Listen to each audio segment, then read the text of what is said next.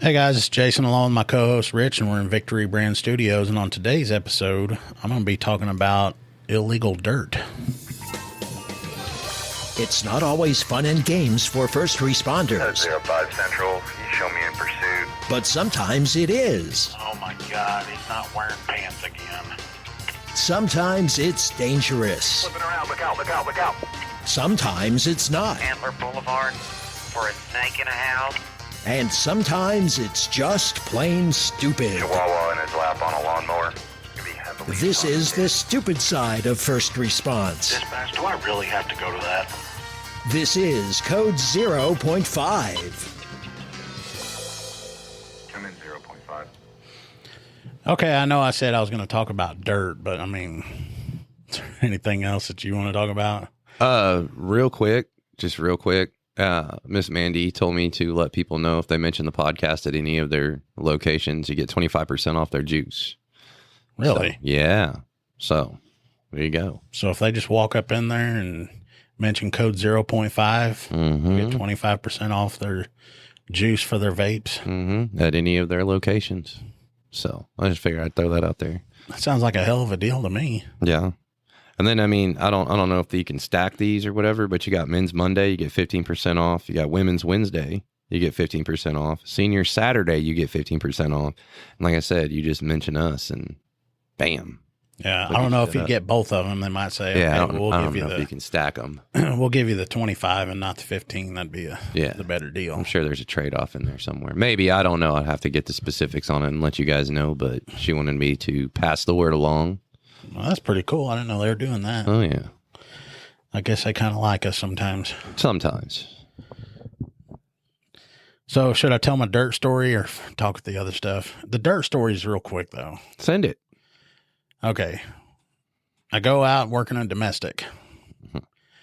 I'm busy trying to figure out what's going on, who did what, why is this woman's windshield busted out, and why is the guy down there supposedly the spawn of Satan and she's completely innocent. And then all of a sudden my radio goes off, Mm-hmm. you know, blah, blah, blah. And I answer it. Said, hey, we know you're busy on that call right now, but when you get done, can you respond to such and such address for dirt in the road? And I kind of hesitate, and I was like, what? So I get on there, and I was like, you know, basically like, what do you got? And they said, the person called in and said that there's dirt clods in the road. And I'm standing next to this woman that called in the domestic, and she stops, and she looks at me, and she goes, people really call that stuff in? Mm. And I'm like, yes, ma'am. Oh. So I pick up the radio, and I'm like, well, you can go ahead and close that out because I'm not responding to dirt in the road. Yeah. And then the next thing I think of is, wait a minute, my lieutenant's working with me today. Man, we had that go on. We actually had somebody, it was a neighbor. It wasn't even the person that lived at the house, but we had somebody call in that it was raining its ass off. And they said that there was a skunk at the front door that would not let them leave the house. And keep in mind, this person doesn't live at the house that they're calling it for. So we freaking go pulling up, and I got a hold of that homeowner.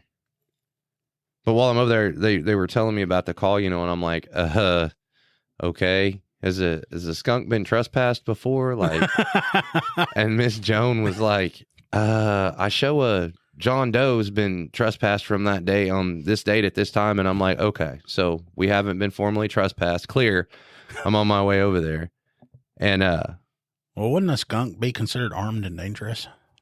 technically I would consider it armed, yes. Approach Oh, with caution. Yeah, I don't know about dangerous. I don't know about dangerous, but he's definitely armed. But I get over there and I message the homeowner. I'm like, everything good? You know, what? I don't know what you want me to do on this. And she's like, I'm at work. What's wrong? And I was like, I sent her a video of him, and he's just like walking around in a circle on her front porch, like trying to find some place to like hide. And she goes, oh, that's Frederick. Leave him alone. I was like, what? And she's like, yeah, that's Frederick. His mom is Marshmallow. I've been feeding him for 2 years. You leave him alone. I was like, hey, look, if you're fine, I'm fine. I wasn't really crazy about getting out in the rain and trying to mess with him at all. As long as you know he's there, you know, If you're fine, I'm fine. Whatever. That's Frederick. That's Frederick.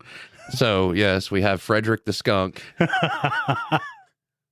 And his mother, Marshmallow. Yes, his mother, Marshmallow, and I'll have to post him on the.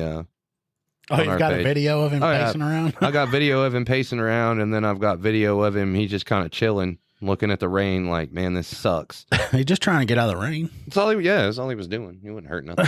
And that leads me to mine. An older lady, it's a couple days ago, it was raining its ass off. Lady sees the neighbor's dog in their backyard with no shelter. Mm-hmm. So she goes over there and gets this dog and brings it back to her house to get it out of the rain. Mm-hmm. Just trying to be nice. Mm-hmm. Well, I guess the people that owned the dog had cameras at their house, and they said, you can see this lady come over there and steal, quote unquote, our dog and take it back home. So she has her friend that's there go over to the neighbor's house to go get her dog. And for some reason, friend was like, okay, I'm going to get in the middle of something that's none of my damn business. Oh, imagine that. So she goes over there and starts like cussing at grandma, telling her to give her the dog back and everything, instead of just being polite and being like, hey, have you seen our dogs? And if she probably would have led with that, she would have been, yeah, it's in here. It was out there in the rain and I just brought it in, and end of story. Right. She keeps pushing it and she's cussing her, and grandma has enough of it. You ain't talking to her like that. Mm-hmm. So she tells her to leave. Well, she won't leave. Grandma gets tired of that and steps back into her house and grabs the broom. Mm-hmm. She walks back outside and whops her with this broom, tells her to leave again. Go on, get. And yeah. And she kind of steps back again and is not really leaving. And grandma comes towards her and is telling her to leave and whops her again with the broom. And she goes over back to her house and then calls us. Mm-hmm. So this rookie that I've got, he's taking the call and he calls the lady and she explains the story to him, and he goes, okay, so what do you want me to do? And she goes, well, I want to file a report. And he was like, okay, the original person that had the dog stolen, she called in and he talked to her first. And he's like, well, she was just getting it out of the weather, right? Well, yeah, I think so. And you've got your dog back? Yeah. Okay, that's the end of it. Right. Well, but she hit my friend with a broom. Okay, well, your friend would have to report that. Well, then he talks to the friend. She tells him the story and he goes, so wait a minute. You want me to do a report, and in my report I will say that you went over there to get something that doesn't belong to you and were trespassing on someone's property. When the owner of that property told you to leave, you refused to do so. So then the owner basically assisted you in leaving and hit you with that broom. And she really didn't say a whole lot. And he's like, ma'am, he's like, that's not going to go anywhere. He goes, but next time grandma tells you to leave, I suggest you leave. Oh yeah. Yeah. Sounds like grandma was going to freaking stir her cornbread before she stuck around. Grandma wasn't playing around. No, it don't sound like it. But it's like, okay, even if you go over there, grandma can't give you the dog. It ain't yours anyway. Was it like a newer broom? Like a Libman broom, or was it one of those old timey wood handle ones? Wood handle with the the straw at the That's end. what I'm envisioning. That's what I see. Old broom with the straw on Had there. to be light enough for her to swing. He's talking to her, and I'm over there laughing, thinking about this. I'm like, this woman really thinks that she's going to get something done by going over and trespassing on someone's property and not leaving. And I don't know which end she hit her with, whether it was in with the straw or she actually hit her with the handle. Oh, I imagine she hit her with the straw. Probably. I mean, being a grandma, that'd be the larger end. She Yeah. had a better chance of making contact that way. But man, the last couple of weeks, we've had some doozies called in. There's been some full moon action. Yeah, that, or I don't know if there's been like a bad batch of meth or something coming through or what, but because he gets that one, and then he gets another one from an older lady telling him that someone dumped a dog on her property about 3 weeks ago, and it is eating her cat food. That's a problem. And so he just looks at me and he's like, what do I do? And I was like, nothing. There's nothing you can do. Trespass it. Yeah. So he calls and he's like, so ma'am, what is it that you're wanting done? Charge it with theft. And she's like, well, I don't know what to do with this. And he goes, well, have you thought about not feeding the dog anymore? Well, no. but how am I going to feed my cat? Feed them somewhere else. Feed them in the house. Feed if it up they're your high. cats, feed them in the house. Yeah. Or Last I checked, dogs can't climb very well. Yeah. Some can. And then he goes, and ma'am, technically, if that dog has come on your property and you started feeding it now, Mm-hmm. that's your dog. Yep. Yeah. And then, oh, I don't want that dog. Yeah, I Well, don't then want would it. stop feeding it. Well, that's the thing. I don't want that dog. It's not my dog, but I can't let the dog starve. Yeah. So, And once you feed it one time, it's like they'll never leave. mhm. Speaking of, how's your visitor? Which one? Well, any of them. You talking about that black dog? Yes. Oh, I'm in the back. I'm going to have better security around that chicken coop than at Fort Knox. Really? Oh, I found 6-foot poultry netting, Mm-hmm. and I'm putting up a 6-foot fence around that chicken coop. Mm-hmm. And then down at the bottom, I've got hardware cloth that I'm going to bury in the ground about 6 inches, and it's still going to come up about 18 inches on there. And then, like you mentioned, the hot wire thing, Right. I might put a hot wire around it. And when you do, you got to put the camera up. Yeah, because I ain't telling Tasha about the Oh. hot wire. Oh, you've got to put a camera up. See, and then I could be like TikTok famous. Have Oh. the camera back there, Tasha walk back and touch that wire, get lit 100%. up. Oh, dude. See her dancing out there around it, wondering what the hell was getting her. Yes. See, and then I saw there's the hot wires, that are, I guess they're strong enough to where when it zaps a cow, it'll, make them jump back. Mhm. But have you seen the wire that they have that'll go across that it's like a wire, but then there's like a filament or whatever that just hangs down? And it looks like, I thought it was like a real thin cloth, like cotton rope or whatever that hung down. Mhm. Those are actually electrified too. Oh, like tentacles. Yeah. Damn. Not like the ones we talked about. No. Did we ever talk about that? No, we didn't. I don't think we did. We never did. Do you have the notes on it? Oh my, yes. Let me pull them up. Oh my God. Oh, this is in. Yes, I know exactly where those are at. I need That's what I'm talking about, 2 where we hit a seconds. roll on something. Oh man, dude. Are you sure we didn't talk about that? No. We hit for days. Man, that Days was we would have good, went too. on this. Where are the call notes? Did you hear about it? No, I didn't hear it. You We're had talking to our audience. God, we text a lot. A lot. Oh, man, don't be saying that. I can just hear my wife now. You talk to him more than you do me. No. Oh, wait, that's way too far back. Okay. So, if I can find this. I found it. Oh, dude. Here, I got to get on the same page. I got to get on the same page. you want to read them? Okay, ladies and gentlemen. It's right there, and then you push it that way, and you can get to it. Okay, ladies and gentlemen, let me set the stage for you. This is great. Very first thing in the morning. It's going to be a first call. This is at 7:09 a.m. A call comes into dispatch. Notes say, husband has a foreign item stuck in his rectum. Very large phallic object stuck. This is going to be a 50-year-old male. He is conscious and breathing. At 7:12 a.m., the notes say that he is curled up in a ball. That she wanted to reiterate that it is very large. Dispatch could apparently hear him crying in the background. So at 7:12, they're listening to the conversation between the wife and the husband, and they're making notes. Patient's wife was advised to tell him not to bear down or to push because he could cause internal damage. Try to just rest in the most comfortable position. Mind that. What is this call here? It's asking. They have to ask a series of questions. So it's asking if he's in pain, and there's a big note that says rectum. No evidence of coronavirus or anything. Let's see. He does have an object stuck in his body. He's breathing normally, responding normally, and he's not bleeding at the moment. So they've got a REACT unit en route. 7:19, the sheriff's office shows up, and he had to give his notes. It's 8 inches long and 6 inches wide at the base. None of it is protruding, mind you. And I got to meet this guy because he advised dispatch it looks like a large octopus tentacle. We're trying to keep him calm. The guy's advising that it's blocking his bladder. 7:22, the deputy notes again.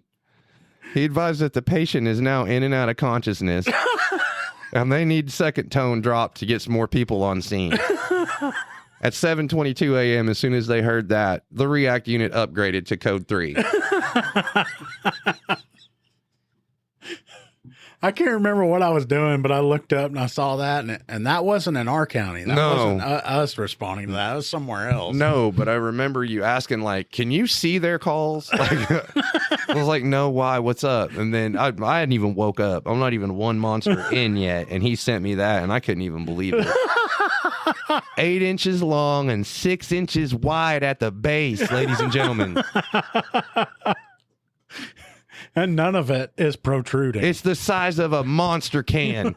Yeah. It's bigger. Bigger, yes.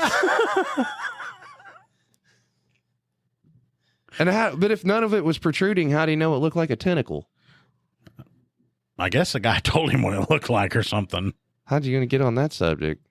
Hey, man, what's up your butt? What is that? It's kind of weird. I've never seen one of those before. You see people that are in a bad mood sometime. You're like, dude, what's up your ass? Ah. A tentacle that's about 8 inches long, about yay big around. Poor How guy. in the hell do you? And why? I don't know. That's a little early for that, don't you think? You know what? When that came out, I was talking to my lieutenant about it, and he goes, "Hey, I got a joke for you." I was like, "What's that?" It was this guy goes to the doctor, and he says, "Hey, doctor, there's something wrong with my rectum." He goes, my butthole hurts. He's like, "Okay." He goes, "I'll take a look at it." Or he's like, exactly where at? And he was like, it's my butt. And he's like, "Well, but he's like, where?" And he goes, "Down there by the entrance." And the doctor goes, "Son, as long as you keep calling it an entrance, it's always going to hurt." Oh, I was like, "Oh, come on, man." that reminds me. Really? What does that remind you of? I've got one for you. I saw it today, and I thought I'd sent it, but yeah, hang on. Go with You'll it. get a kick out of this. I'll end it with that's. It's a tentacle.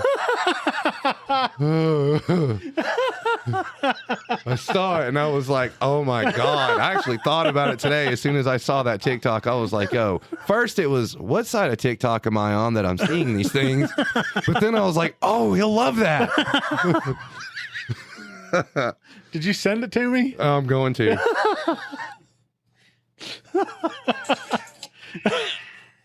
Oh man, I can't believe the crap that people will put on TikTok, and that shit's freaking hilarious. Oh man. I got to make that somebody's freaking wallpaper. Somebody's contact card. That poor guy. And then they had to get more units over there. Could you It was like- imagine? You would do the same thing though. I think you'd be like, even if it was out a little ways, you'd be like, no, you got to come see this. I don't know if I could keep my composure. I'd be like, "You've got what in your what?" You wouldn't be alarmed. Like you wouldn't, you know what I mean? Like Oh man, if I went on a call like that, 8 inches long and 6 inches wide. and if I went on a call like that and I had Renix, I might be like, "Dude, you're gonna have to go in and get that. No. No. You're gonna have to help the guy out." No. Hold his hand. Tell him it'll be okay. I can hear him now. F that. I ain't getting nowhere near that guy. Hold his hand, tell him to breathe. When he freaking passes out, go see if he's got a pulse. You know what? I wonder how they got it out. I know. We need a follow up. Did they have to? I don't Who know. can we call? I mean, it got that big going in. Yeah. Well, they say you can fit what Renix knows that. Some statistic about the size of a raccoon that you can fit in your anus. What? Yeah, he knows something that the human. He quotes it all the time. You're kidding, right? No. He's on it. Yoshi's on it.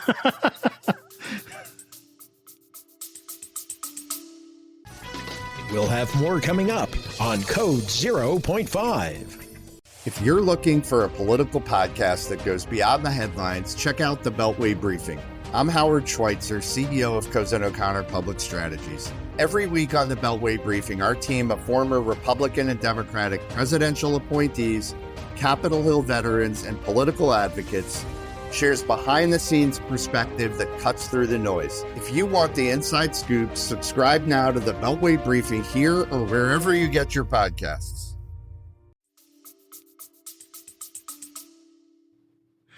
We need like some of those little like iPads in front of us, and then we can have him here more often, let him operate everything, and then he can pop that stuff up on our iPads. Oh.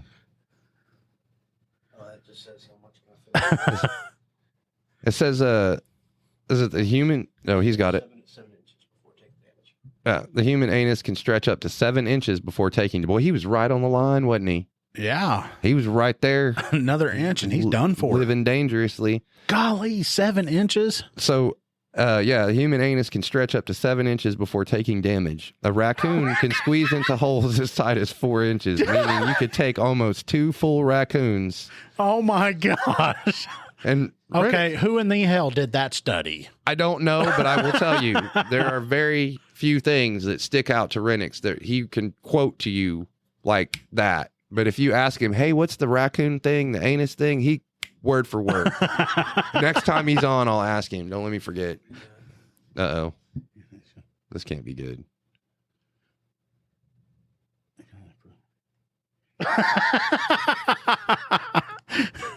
Text him real quick and ask him, see what he says. He'll be like, I can already hear him now. He'll be all salty as hell. Oh, yeah. Well, don't do that. He'll be We don't mad need at to me. hear it. He's had to deal with some tomfoolery today, so he's probably not in the best of moods. All right. We're getting close. You want me to tell the story Send it. about the one that used to be a dispatcher that I told you about? Oh, yeah. That's a good one. Well, this morning what had happened was there was a call, and I go over there, and it was out of my jurisdiction. So I had to call her and was like, hey, this is what's going on. I'm already here. Do you want me to go check on the people? And she was like, yes, please. And then I'll be there. And if something else needs to happen or take place, and I'll handle it. Okay. So I get over there and tell her everything's code 4, everything's fine. And she goes, all right, well, meet up with me just down the road, and you can explain to me what's going on. And then if I need to go by there and just follow up real quick, I can. I was like, all right. So I go over there and tell her what's going on. And then for some damn reason, this story popped in her head from when she was a dispatcher. And she goes, hey, this one time I get a call from a guy, and he's wanting me to take down some names and numbers. And then he ended up telling me that he was suicidal, and that, that the world's just too hard on him. He's going to put everything to an end. And he wanted us to have those names and numbers so he could contact his family after he does it. She said, while this guy's talking to me, she goes, I muted my mic. And she goes, and I called for an officer to go out there to the house. She goes, after I get the officer en route, I unmute the mic, and then I'm talking to him, keeping him on the phone. That way I know, okay, he's still alive. Everything's okay. And so I'm asking him questions about like, well, where are you? And she's like, even though I already knew where he was at, she's like, and how are you doing it? Why? And what are you doing? And he's just having this conversation with her, telling her what he's doing. Well, he had said that, I guess he stuck like a hose into the exhaust of his car, and he had the hose ran into the cab, and he was just basically going to suffocate. And she's talking to him, and he's giving her this long spiel. Well, dispatchers can see where we're at. And she knew that this officer was right there, was fixing to pull on scene. Well, about the time he pulls on scene, this guy on the other side of the phone is going to kill himself. All of a sudden goes, oh, you bitch, you called the cops? Well, what did you think was going to happen? Yeah. And I guess the guy that got out, I don't know what he did when he got, because I'm thinking if I get there, I'll walk over and pull the hose out of the exhaust and then walk up and be like, dude, what are you doing? But I was laughing so hard at that. Oh, you bitch, you called the cops. I was like, who do you think you called? Yeah, how else did you think this was going to happen? I was going to talk to you till you fell asleep? Yeah. Sing you lullabies or something? I was like, oh, man, that was so great. And then it hit me later. I was like, podcast material. Definitely. Thank you. Definitely. All right. You got any stupid criminals you want to talk about? We haven't done that in a while. Man, I think I saved one or two. And then I haven't done my traffic stuff. Some little kid came up to me one day. I can't remember who it was. It might have been around here or something. And one of them, what was it used to do at Jason's Traffic Corner or something? Jason's Traffic Corner. Yeah, they quoted you. And I was like, that's pretty good. Yeah. I got this is actually like stupid lawsuit. Those are always great. Yeah, so in 2008, a sleepy 16-year-old Connecticut high school student dozed off in class and was awoken by his math teacher when she smacked her palm down on his desk. The student's parent decided to sue the high school and the Board of Education and the city of Danbury on his behalf, claiming that he suffered severe injuries to his left eardrum. The case apparently fell on deaf ears because it was dismissed, and he's been mocked by fellow students ever since. Then there's another one. This one is just completely stupid. In 2008, let's see, the mayor of Batman, an oil-producing city in southeastern Turkey, said he would sue Warner Brothers and the movie director Christopher Nolan for using the name of the Turkish city without permission for the film The Dark Knight. The city's mayor, Hussein Kalakan, wanted compensation from the movie's royalties, claiming the movie's success had negative psychological effects on the city's residents and hurt local businesses trying to register in their country. The lawsuit was never actually filed, though. In 96, a woman sued for false weather prediction. So look out, Gary England. This one, a woman in the Israeli city of Haifa sued well-known television weatherman Danny Rupp for false weather forecast. Rupp had predicted sunny weather and it rained, and based on the forecast, she left her house unprepared for inclement weather, took ill, and missed work, she claimed. The woman said Rupp's forecasts were legally binding. So she won $1,000 in an out-of-court settlement and got an apology from the weatherman. And that's what, like in that article, it says she won a settlement. Mm-hmm. Well, she didn't win. Yeah, nobody. They just settled it, so it'd basically go away. Yeah, nobody really wins in those type of situations. That is a binding contract. I guess so. That's just his opinion from what he's seeing. Pretty much. What's next? She gonna sue God because he changed the weather patterns later or something? That's probably one you got in there. Probably somebody sued. Man, people are crazy. Some of this stuff that pops up. All right, well, that's our idiots, and that's our show. Thought I heard something. Anyway, we're gonna get off here. Later.